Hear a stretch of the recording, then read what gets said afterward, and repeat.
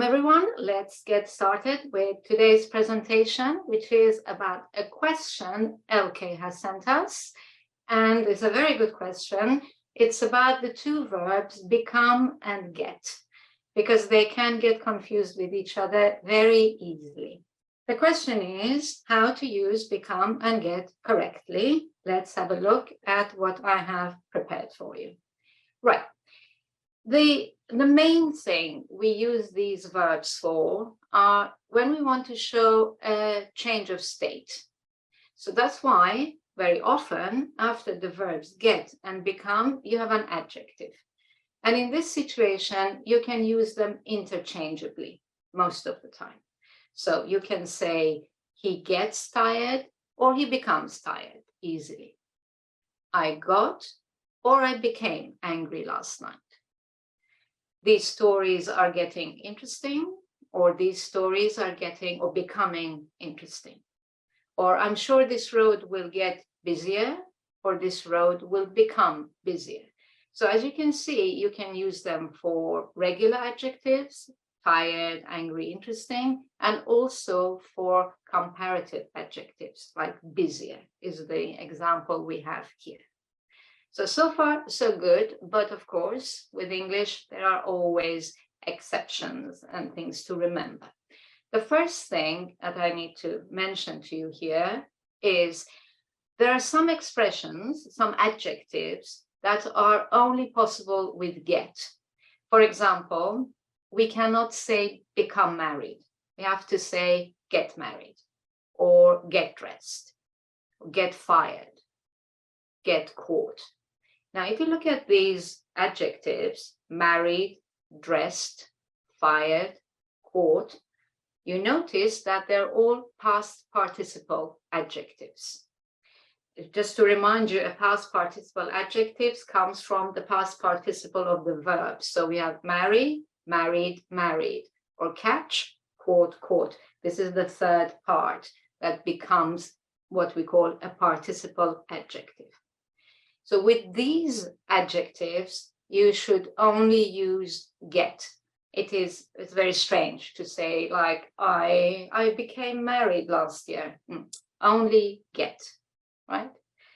Now, of course, there is always a little further exception, and I could find one with the word ready, although with the adjective ready, although it is not a participle adjective.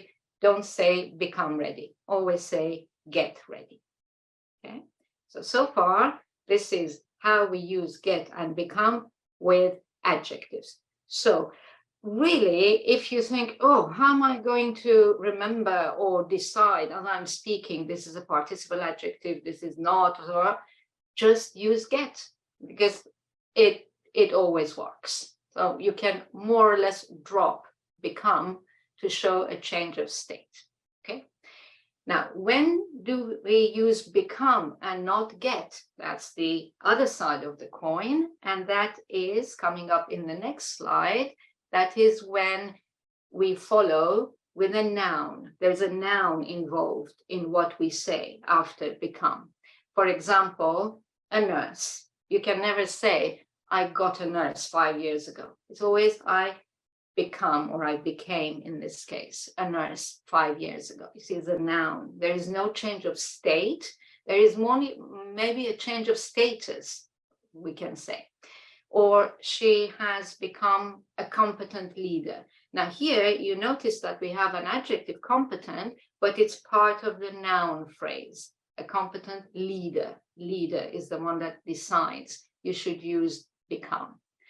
We can also have plural nouns, like these are becoming interesting stories. Again, we have the word stories, we have a noun. So it's not the adjective that works here, it's the noun. And the last example, again, we have here a comparative adjective like we had before, busier, but now it's talking about the road. We have a noun in the sentence. Again, get doesn't work. You have to say, I'm sure this will become a busier road. Okay, so far so good, I hope. And Of course, one last thing to mention is that the verb get also has a second very common meaning, which is to receive. And obviously, in that case, we do not use become. I can't say I became a message. So I got a message from Joe, and what did you get for your birthday? I know Elke has asked this question because for some Germanic language speakers, become is receive. If they translate directly, become means receive. For the rest of us, this doesn't pose a problem. And of course, the last thing I'd like to mention is that the verb get, as you know, is used in many, many phrasal verbs and expressions. For example, get on, get off a plane, or any public transport. A good expression, get off to a good start. We use that a lot. Another very common expression, get down to business or get over an illness. So you see the verb get in many, many different contexts. Become never creates a phrasal verb. So, and its usage is a lot less. If I recap, if you have a noun like become a nurse, become a mother, etc., that's where you can limit your usage to. And for change of state, just use get. I think that facilitates things. Okay, that's the end of the presentation. I hope you liked it and that there is some clarity now about the differences of usage between get and become. I hope you've enjoyed this lesson. For more on this topic, click here. Remember to also check out my complete online course and don't forget to like and subscribe. Thank you for watching and happy studies!